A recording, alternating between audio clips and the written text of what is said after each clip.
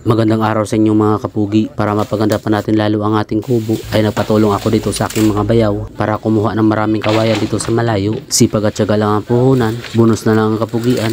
Kung wala ka nito ay laki kang talo.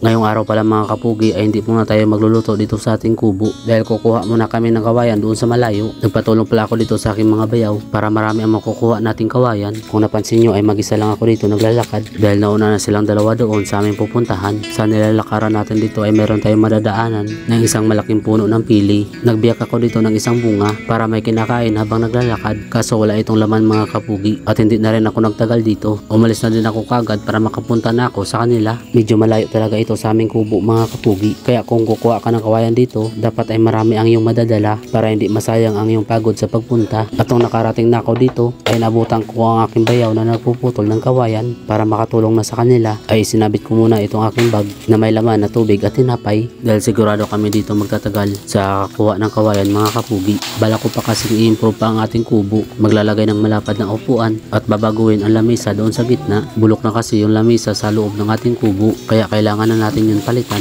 Bali itong kawayan ay patong na kung tawagin namin dito sa Bicol, pero itong aking tuhod ay muntik ng bumukol.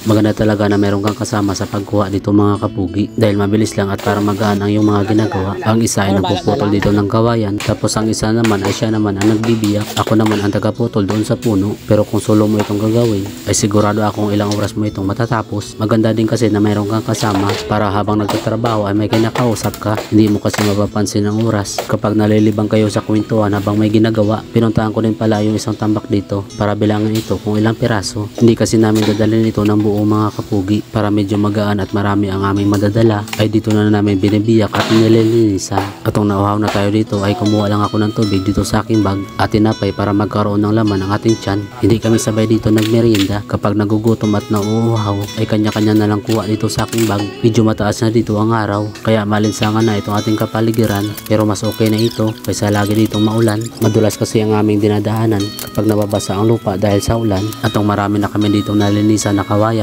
ay kumuha na dito ang aking bayaw para ipagsama doon sa ibang pinagtambakan at dalawa lang muna kami dito sa aming pinagpipistuhan. Habang nagpapahinga ng saglit ay sinabayan na namin ng kwentuhan. Ito lang yung simpleng kaganapan namin dito sa taas ng bundok mga kapugi, habang yung isa kong bayaw ay nililinisan niya rin yung kawayan na una niyang kinuha kanina. At nung natapos na siya doon ay pupunta naman siya dito para kami ay tulungan at nang mabilis itong matapos. Bali habang may ginagawa kami dito ay tamang patugtog lang gamit itong cellphone. Pagkatapos namin nilinisan itong kawayan ay pinasok ko na itong tinapay at tubig sa aking bag dahil tatalian na namin ito para madala na sa ating kubo. Pero bago yun ay kinakamana muna ng maayos ito at binibilang kung ilang peraso. At yung gamit namin ditong pantali ay balagon lang mga kapugi. Kapag nandito kasi taas ng bundok ay maraming tumutubo dito kaya hindi ka na mahirapan dito sa pagkuha. Bawat dulo pala itong ating tinalian para hindi ganong magalaw kapag atin na itong binuhat. Pagkatapos ay kinuha ko na itong aking bag mga kapugi dahil ito yung mahirap na parte na gagawin namin. Ang pagpasa natin ito papunta sa ating kubo at ipapwesto na muna namin ito si taas mga kapugi para sabay-sabay na kaming hakutin ito papunta sa ating kubo. Nag-iipon na kami dito ng lakas para sa aming paglalakad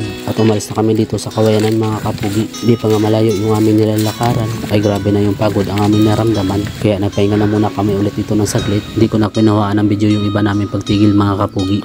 Huling pahinga.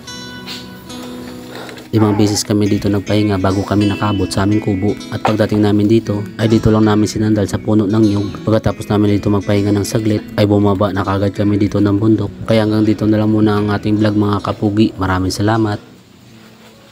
Shoutout nga pala kay